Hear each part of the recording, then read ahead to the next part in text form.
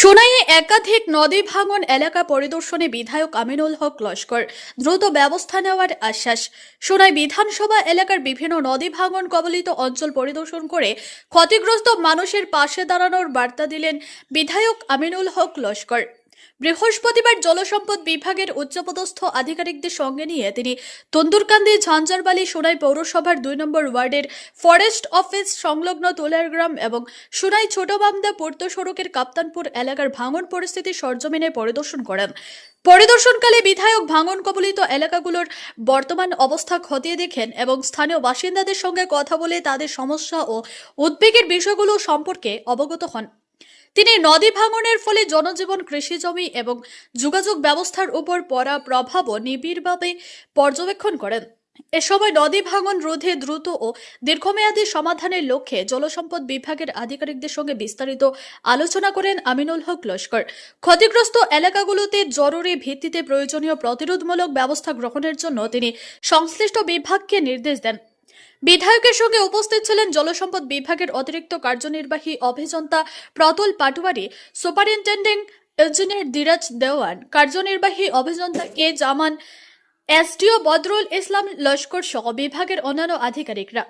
পরিদর্শন শেষে সংবাদ মাধ্যমের মুখোমুখি হয়ে বিধায়ক আমিনুল হক লস্কর বলেন, নদী ভাঙন সোনাই এলাকার একটি দীর্ঘদিনের সমস্যা। ক্ষতিগ্রস্ত মানুষের দুর্ভোগ লাঘব এবং ভাঙন রোধে কার্যকর পদক্ষেপ গ্রহণের জন্য সরকারের সঙ্গে সমন্বয় রেখে কাজ করা হবে।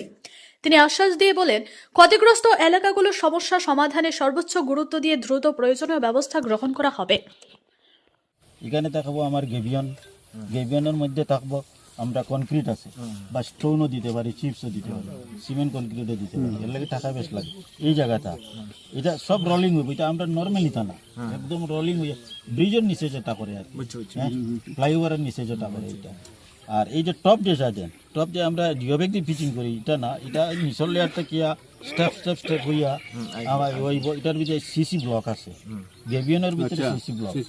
এটা একটা লাইন যাইব, এটা ওই যে আমরা স্যার জোয়াত করছি যে মালুগ্রাম বলাই, এটা তো আমরা করছি জিওব্যাগ দিয়া, আর এটা করবো আমরা সিসি ব্লক।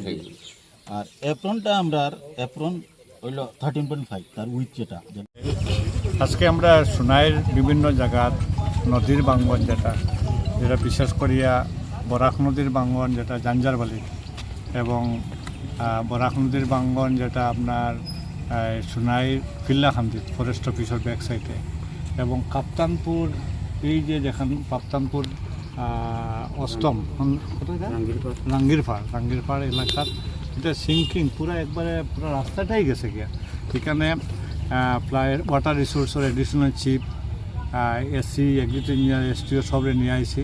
তারা সরজমিনে দেখছেন যে কি এখানে এস্টিমেট কীভাবে এস্টিমেট দেওয়া হইব, কী করা প্রয়োজন। এডিশনাল চিফ অ্যাডভাইস করছেন এসডিওরে, সাইট ইঞ্জিনিয়ারে, ও অনুপাতে এস্টিমেট রেডি করা হইতেছে যাতে এখানে স্টেবল করা যায়। আর বিশেষ করে সোনাইয়ের বেশ কিছু জায়গাতে সোনাই নদী, আমজুন নদী, সিরি নদী, এখানে বেশ কিছু ভাঙ্গন আছে।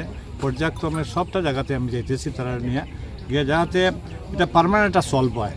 কারণ এই সোনাইটা একটা কৃষি মানে প্রধান এলাকা, আর যদি ফট করিয়া নদীর জল উঠিয়া গিয়া কৃষি ক্ষেতটা নষ্ট করে দেয়, নদীর মানে জমির উপরে স্যান্ড পড়ে যায়, জমি নষ্ট হয়ে যেতেছে। এর কারণে এটা ইমিডিয়েট করার লাগে আমরা ব্যবস্থা।